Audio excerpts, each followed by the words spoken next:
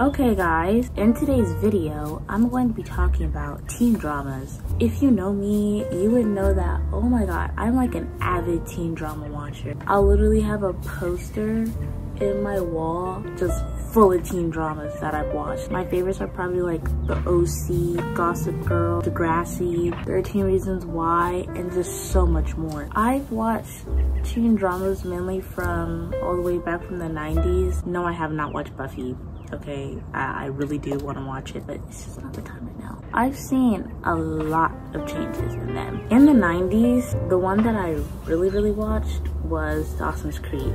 A group of teenagers living in a small town that are essentially poor to middle class. They try to push the narrative that they're poor so much, but yet they show these huge houses that they live in. Like their clothes are so teen dramas from like the 90s and the 2000s, white middle class people, maybe one token person of color character, but that's about it. It's just those white characters that they're really like, let's see more of them. The 90s is all about keeping it really wholesome. 2000s kind of added more of a spicy play with shows like One Tree Hill and The OC, spicy characters, but not really. And the 2010s focused on more supernatural stuff. Shows like Teen Wolf and The Vampire Diaries. And then 2010s, it's more like you have supernatural play, and then you have that more normal sense that you got from the 2000s. But late 2010s is when teen dramas took a very serious turn. You can see this in shows like 13 Reasons Why, and this continues in the 2020s when you see shows like I'm Not Okay With This, Euphoria, The End of the Effing World. It becomes a whole lot more real. Like the shows just come really dark and twisted. Ooh, it's just, I don't know how to explain it. I feel like the one that I thoroughly enjoyed the most, if I want to binge something, it's gotta be the 2020s. If I just want to watch a stupid show, I'm going for 2000s. 2000s has so many good stupid shows. So there's one teen drama out there, personally my very favorite, Degrassi. I don't love 6 to 9 to 13 to next class, season 4. No.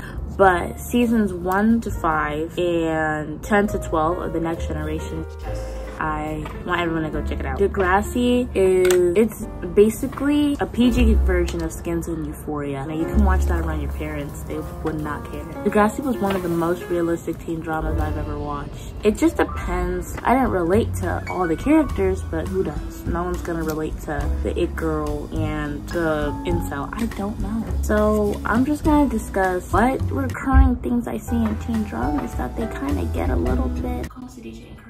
First one is you're either rich or you're poor. And when they make you poor, you're not poor. You see this with Dawsons Creek so much. Joey Potter is supposed to be poor. That girl is not poor. And then you have the rich teens like Gossip Girl. I'm not talking about the new Gossip Girl. I did not watch that. I'm talking about OG Blair and Serena type Gossip Girl. Those teens were extremely rich. It didn't make sense. Like, it just made no sense. Now we're gonna talk about how quality declines over time. Look at every single teen drama out there.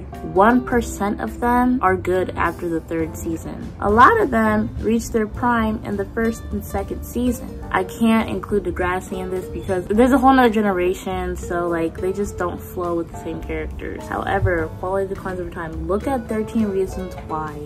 Season 1 and 2 were my favorite seasons. I like season 2 better than season 1. But you look at 3 and 4, it was a struggle to watch 3. I did not like those seasons. They should have just stopped at season 2. Look at The OC. Honestly, season 1 of The OC was amazing. Like that was, ooh. I finished that in like 3 days because it was just so good. It was 26 episodes, but it was so good. Season 2, 3, and 4, only watch for Seth Cohen. I love you, Seth.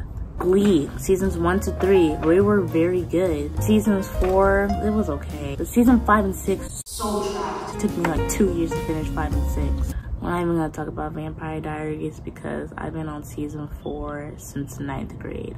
Quality declines over time, And that brings me into my next point. Don't be afraid to cancel teen dramas when you have nothing else to do. So many shows, like the shows that I named, they're like, oh my gosh, everyone loves it, so let's just keep going with the most trash ideas, and then they get surprised when no one likes them anymore. Because I started watching this specific type of show for a reason, but then you're going to carry this show into something else that doesn't even have to do with the original plot. I've never seen a teen drama succeed doing this, but teen dramas, they have this thing where they do an unnecessary time jump. And after the time jump, I kid you not, if a show has a time jump, it's doomed. If your favorite show opens up with we're having a time jump, say goodbye. That's not your favorite show anymore, my dear. It's really not. Like, it's just really trash now. So my next point kind of ties into the time jump, but it's not really a time jump. When you take the characters to college, I don't care anymore. This is what so many shows do. Let's say there's 5 main characters. I'm gonna create a whole chart for this too. Bobby's dream is to go to New York City, while Kevin wants to go to San Francisco.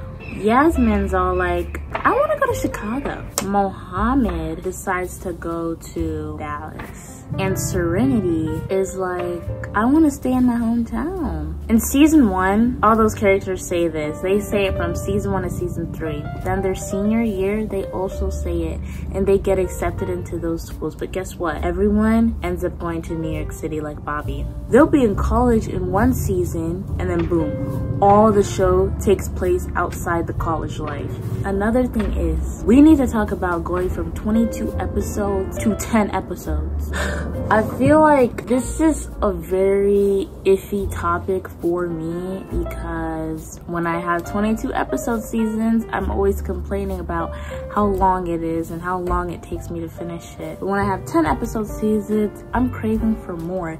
Can we just meet in the middle and say a good 15? We do not need 22 episode 45-minute things. It's just no. But it's like, why are you gonna give us 10 episodes with 30 minutes? I'm looking at you, the end of the effing world. By the way, second season is why am I so This next one is not a problem with teen dramas, but more so the audience. You guys need to stop taking them seriously. I watch teen dramas for entertainment. Why are you guys getting so bent out of shape about the message behind them? Like, for example, like you guys are like, this doesn't represent teens today. Okay, don't watch it then. You guys are all about, be realistic. This is not how teens are. Okay, it's entertainment. I don't want to watch your life. I can envision it in my brain. I don't want to watch it. Shoot, I want to watch teens getting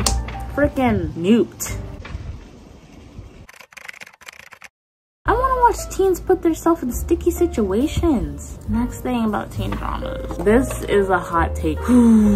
Social issues. Let's talk about social issues. Now, me, I'm a black teenager. I'm all for the people, all kinds of people. Your race, your sexuality, your gender, whatever. I am for you. But no, yo. I feel like 2020 just opened a can of worms for social issues. I feel like teen dramas made 2020 and above just focus too much on social issues, and it went from being an entertainment segment to an informational segment. That's not why I watch these type of shows. I watch these type of shows so I can make fun of the characters, so I can make fun of stupid decisions.